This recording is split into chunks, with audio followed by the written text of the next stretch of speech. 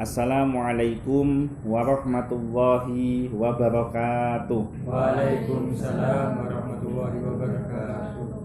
Alhamdulillah wassalatu wassalamu ala Rasulillah Sayyidina Muhammad ibni Abdillah wa ala alihi wa sahbihi wa mawalah, amma ba'du. Alhamdulillah, pada sore hari ini kita kembali melanjutkan kajian rutin Kitab Bulughul Maram, masih di dalam Kitabut Thaharah, yaitu kitab tentang bersuci. Bab yang ketujuh, Babu Adabi Qada'il Hajat, yaitu bab tentang adab membuang hajat. Hadis yang ke-90.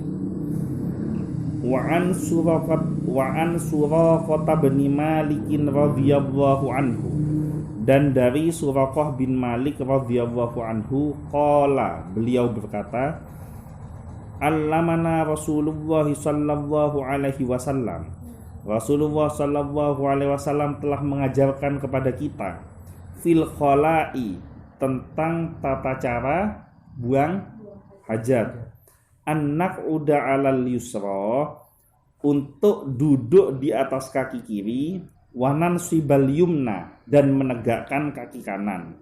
Rawahul Baihaqi, diriwayatkan oleh Imam Baihaqi bisanadin dhaifin, dengan sanad yang lemah. Bisa difahami maksud dari hadis ini?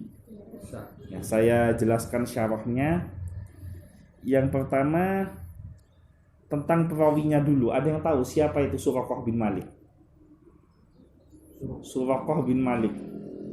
Pernah ingat nggak ketika Rasulullah SAW hijrah dari Mekah ke Madinah? Nah, ketika itu beliau setelah sembunyi di Bukit Sur selama 3 hari, beliau keluar dari Bukit Sur bersama Abu Bakar As-Siddiq.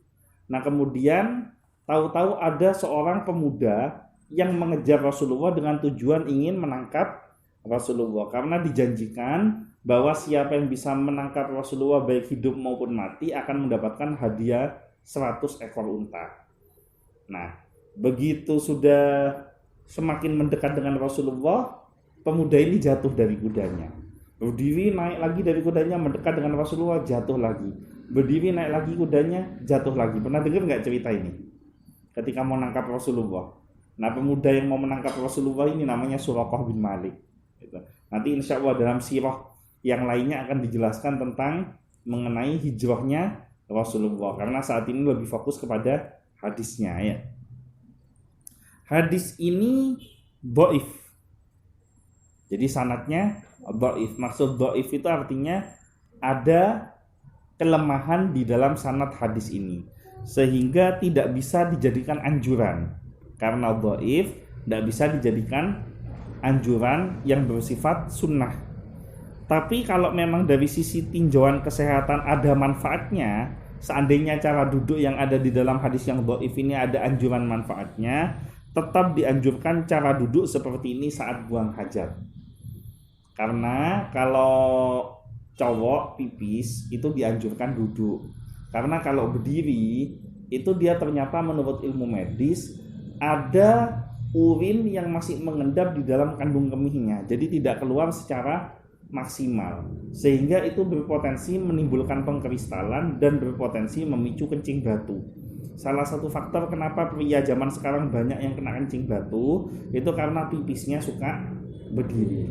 Maka kalau dia duduk kan itu kandung kemihnya kan ketekan, sehingga betul-betul urin yang harusnya keluar benar-benar keluar secara maksimal. Nah, sunnah menjelaskan tentang kita kalau pipis harus duduk. Tapi cara duduknya seperti apa? Tidak ada hadis sahih yang menjelaskan. Ada hadis yang sanadnya dhaif. Boleh nggak dipakai hadis ini? Boleh kalau di dalam tinjauan kesehatan memang ada manfaatnya. Tapi tidak bisa dijadikan sebagai syariat cara duduknya. Kenapa? Karena sanadnya dhaif. Ada pertanyaan sampai di sini? Ada. Yang mana dulu? Yang tinggian dulu?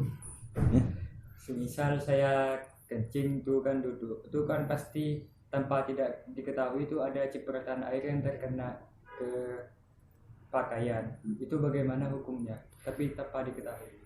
Ya, yang pertama untuk cowok ketika pipis itu kan duduknya kan duduk jongkok, ya kan. Kemudian usahakan jangan dekat dengan dinding. Nah, selanjutnya tangan kiri ini mengarahkan pancuran air seninya ini mengarahkan supaya tidak kalau seandainya kena ke dinding, cipratannya itu tidak mantul ke diri kita. Itu pertama.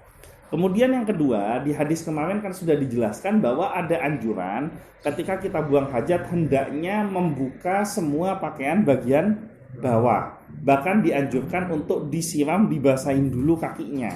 Supaya apa? Kalau seandainya ternyata terkena cipratan air pipis itu tadi, maka mensucikannya akan lebih gampang ketimbang kulitnya memang dalam keadaan kering.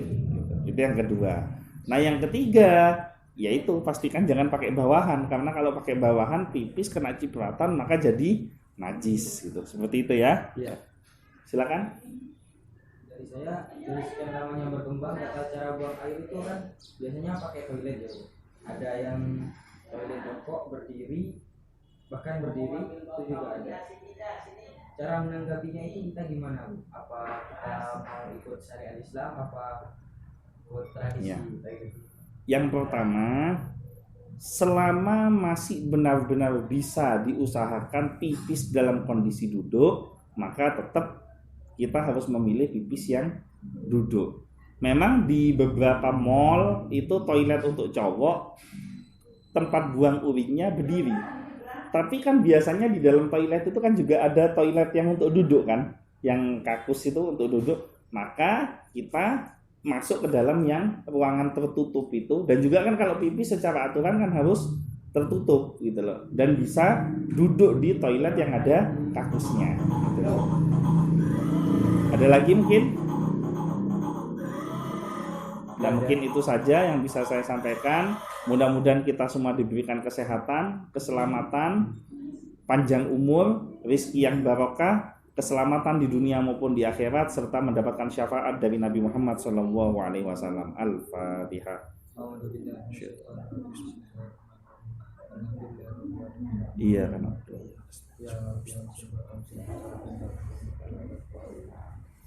Sekian dari saya, kurang lebihnya mohon maaf. Wallahumma muwaffiq ila aqwamit thoriq. Wabillahi taufiq wal hidayah. Wassalamualaikum warahmatullahi wabarakatuh.